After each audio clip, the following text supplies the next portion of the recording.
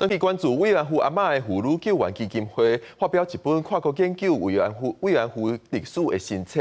希望透过这本册向已经离开的阿嬷来致意，也希望民众会记得这段历史。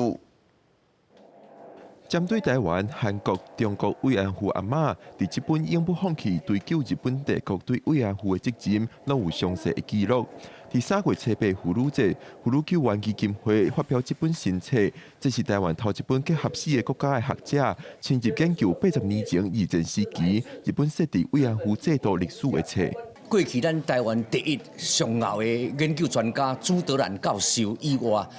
咱这么网络去甲查，找无几本册。就很少人研究，所以这本册我就是甲大陆、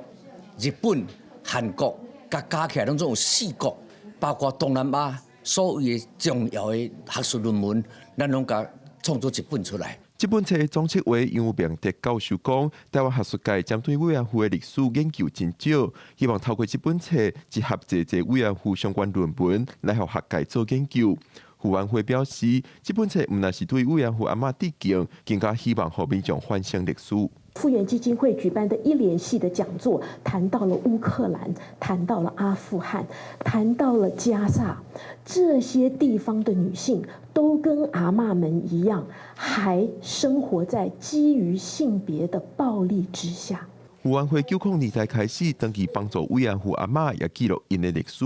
计共服务59个慰安妇阿嬷，伫2023年上尾一个阿嬷过身，要是担无日本政府的道歉。妇安会表示，联合国已经甲慰安妇定义做军事性奴隶，凸显人权侵害性，呼吁日本政府对历史负责，对这个慰安妇阿嬷负责任。记者阮谢桂林台北报道。